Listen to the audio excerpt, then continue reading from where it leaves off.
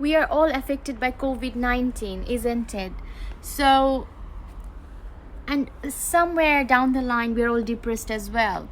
So I have made a video on depression for you guys. Hello everyone, welcome back to my channel. My name is Pinky. I'm a clinical pharmacist practitioner. And today, obviously, when in this pandemic, I think more or less we are a bit depressed, right? And I thought, like, I'm a bit depressed as well because obviously I can't have any parties, socialize, go and meet my friends, can't go to London to have some fun. So I thought, yes, why not, let's make a video on depression. Depression is very common, so I'm going to discuss like how might a person feel, what are the diagnostic criteria, prevalence, impact, course, a bit of a background, tips for spotting condition, cognitive behavioral framework, and on a separate video I'm gonna discuss about the treatments, the management. But today I'm just going to discuss about just like depression in general. So let's talk about how might the person feel. So basically the person actually feel very low and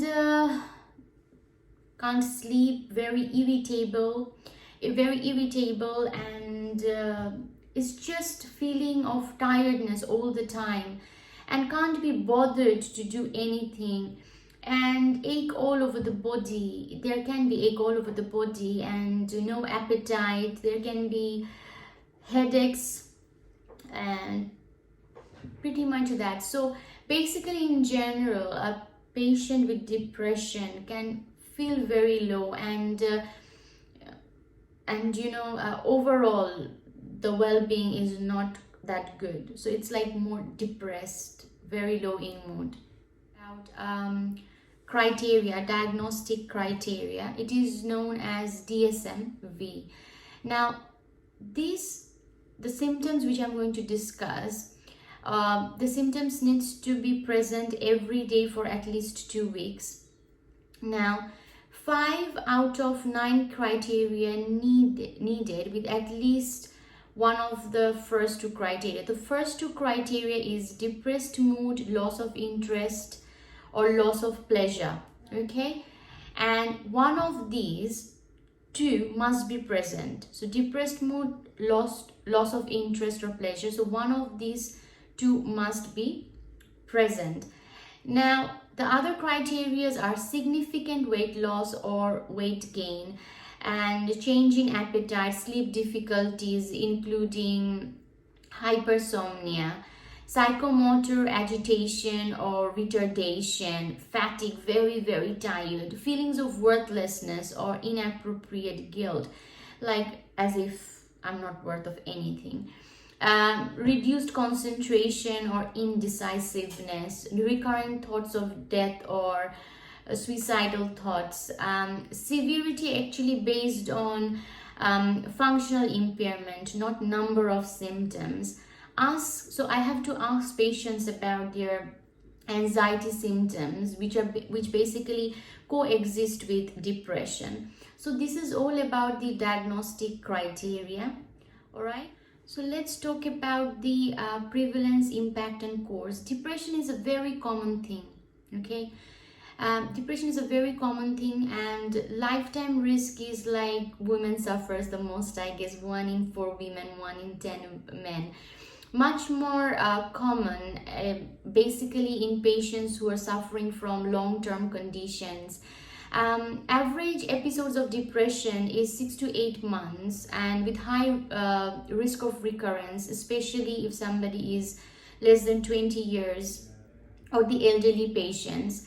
At least 50% after the first episode of depression, 70% after the second episode of depression, 90% after the third episode. Now, given the high risk of this recurrence of depression, it is always suggested that the treatment of depression in primary care should adopt a chronic disease management with regular review, monitoring of the treatment for adherence, and if the patient is suffering from any kind of side effects. Now, obviously, there is a bit of a background risk factors as well. So what are the background risk factors? The background risk factors are stressful life events like bereavement or moving house. There can be psychosocial issues like unemployment, if somebody is suffering from poverty, being in a care home or being a carer as well, problems with close family members, intimate partner violence if the partner is very aggressive, history of any form of abuse, isolation. So there are majority of the patients are shielding now, high risk patients are shielding now, so isolation can be a risk factor as well, lack of support, confiding relationship, physical health problems or postnatal period, history of depression or other kind of health, mental health problems, family history of depression as well. So the tips for spotting the condition, the depression, like, so what are the screening questions? The screening questions I'll ask my patient is that in the past month, have you been bothered by feeling down, depressed, or hopeless? Or have little interest or pleasure in doing things? If you start to feel miserable in the consultation, like, with your clinician, or get the heart like sinks and feeling, so you can think that yes, you might be a bit depressed, and so I will consider the diagnosis in those presenting repeatedly with seemingly minor problems as well. So now let's talk about the cognitive behavioral framework. So the cognitive behavioral framework, it has got 4 criteria. Cognitive behavioral framework: thoughts, behaviors, physical symptoms, feelings. Now, thoughts. Now, there can be like negative thoughts, like negative thinking about oneself, like about the world, the future, as if there is no future. Negative thoughts, negative thinking styles as well, including like discounting positive experiences and excessive self-blame, that yes, I'm to blame for everything, that's bad things happening, thoughts of self-harm and suicide. So these are the thoughts, right? So patient often tells, oh yeah, I'm useless, I'm boring, I'm a burden to my family, or like, I'm stupid, I'm worthless, so nothing will get any better, the future is hopeless. So these are all about the thoughts.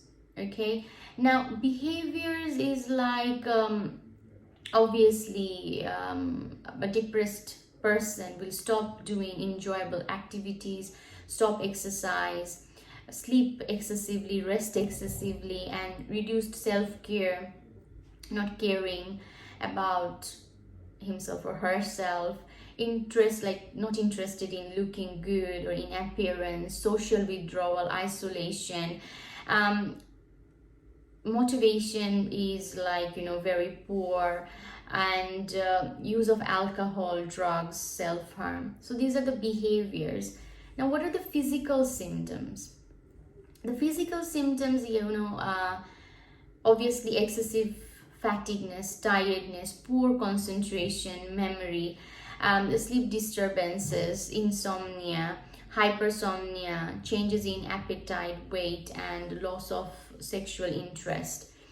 And the feelings, obviously, sadness, low mood, and anxiety, worry all the time, panicking all the time, irritability, anger, guilt, and shame.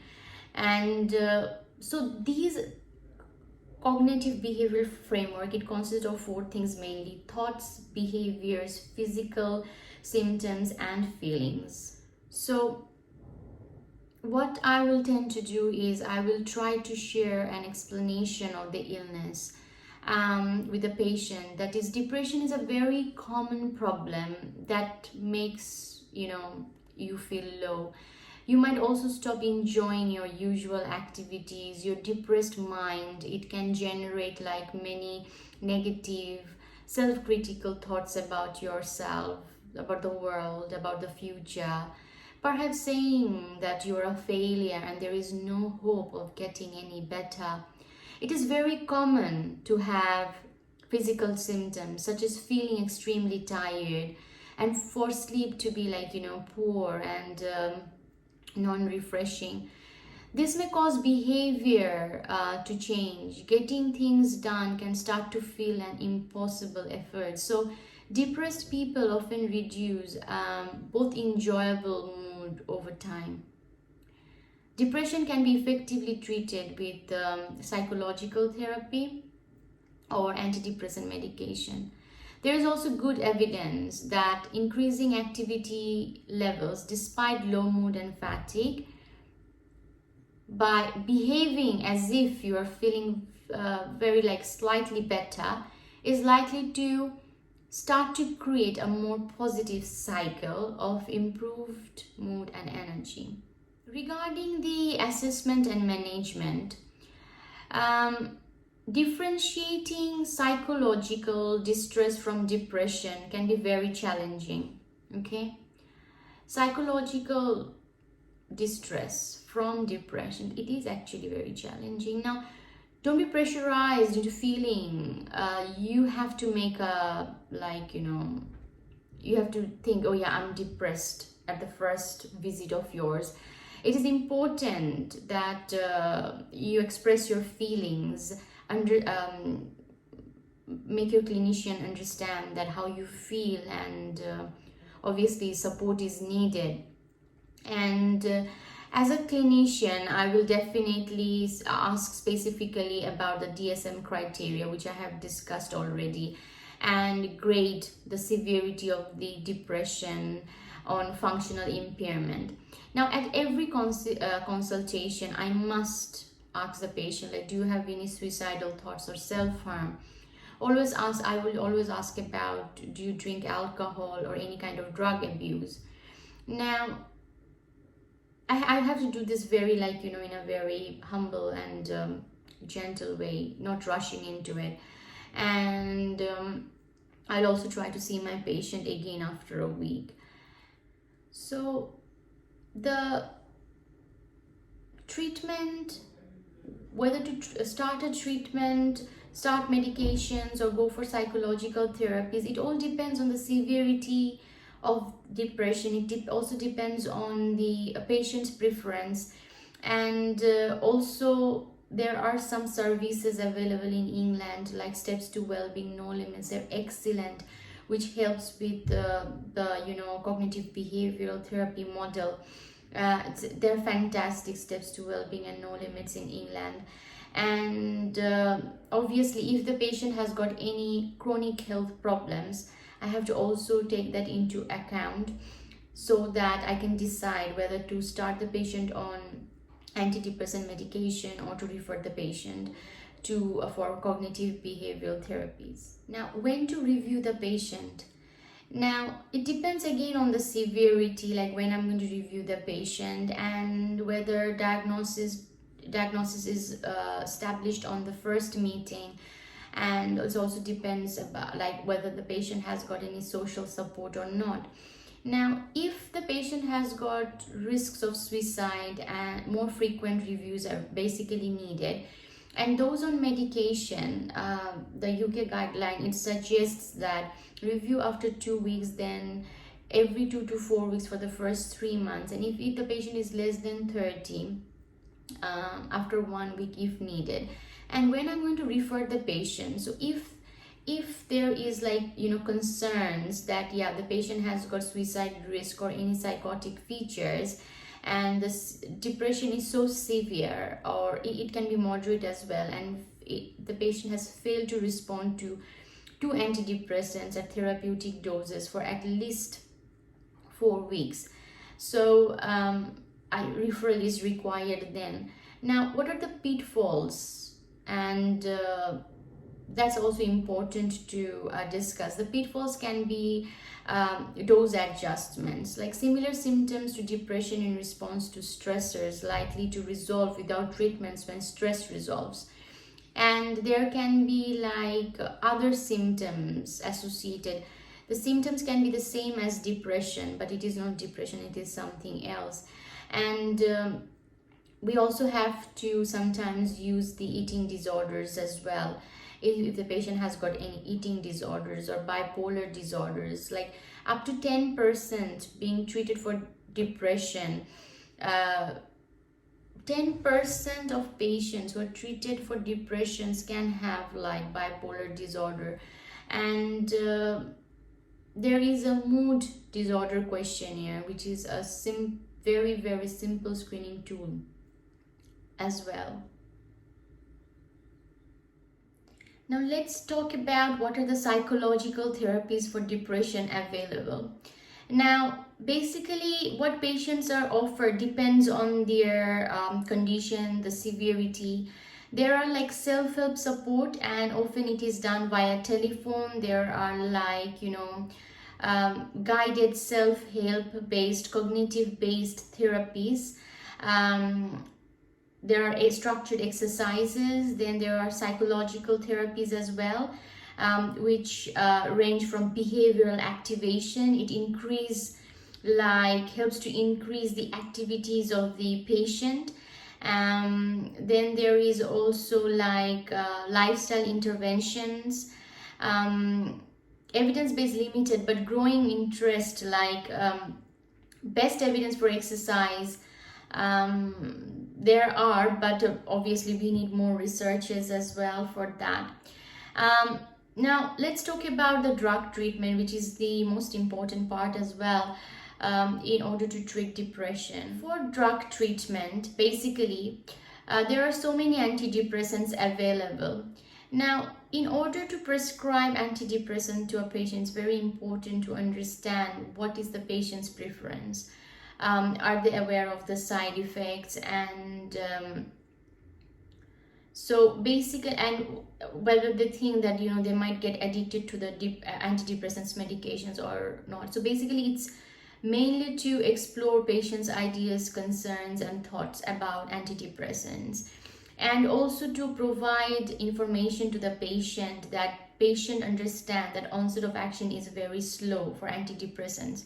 Basically, an antidepressant takes like 2 to 4 weeks to kick in, and there will be side effects early in the treatment, which settles down. But if the side effects like interfere with the quality of the life, then obviously the patient needs to book an appointment. And the first line is obviously SSRIs. It's a type of antidepressants. There is sertraline, citalopram, which we often choose as first line. They do come with side effects. It's very important to read the patient information leaflet for any medications basically. And there is also paroxetine available, and it has got a very short half-life, and it may be very hard to stop paroxetine. And if there is no improvement after 3 to 4 weeks, obviously support will be provided. The dose can be increased, and see if it helps patient or not. And if there is no benefits after 6 to 8 weeks, then obviously we will think about like switching the antidepressants from one kind to another. It's very common that patients can't tolerate one antidepressants, but they can tolerate very well another antidepressants. Now, stopping too soon can increase the risk of relapse. Considering stopping after 6 months at least. It's very important to inform patient that as soon as you feel well, don't stop antidepressants. The antidepressants needs to be continued for at least 6 to 12 months in order to prevent any kind of relapse. Reduce slowly. Obviously, antidepressants need, if somebody comes and tells me I don't want to take my antidepressants anymore, then the antidepressants medications needs to be stopped slowly, gradually, and it is done basically over 4 weeks. Slower with paroxetine short, because it has got a short half-life. Fluoxetine can be stopped abruptly because it has got a long half-life. And obviously we have to advise patients to seek help if there is any while weaning off the antidepressants, if you are really having the withdrawal symptoms, discontinuation symptoms, then do seek help. Depression is a very common problem, especially depression is a very common problem, especially with patients with long-term medical conditions such as cancer or any other long-term medical conditions, and it is often triggered by stressors that often involves loss. So watch the full video and try and understand that whether you need help, whether are you depressed, and look into the diagnostic tool, and if you need help, do seek help. We clinicians are there to help, obviously. Yeah, do like, share, subscribe my channel, like my Facebook page, and that will motivate me a lot. Thanks for watching. Stay safe. Bye for now. If you're depressed, watch the video. Even if you're not depressed, watch the video and help others who are suffering from depression. Alright, depression exists. Do like, share and subscribe my channel. Thanks for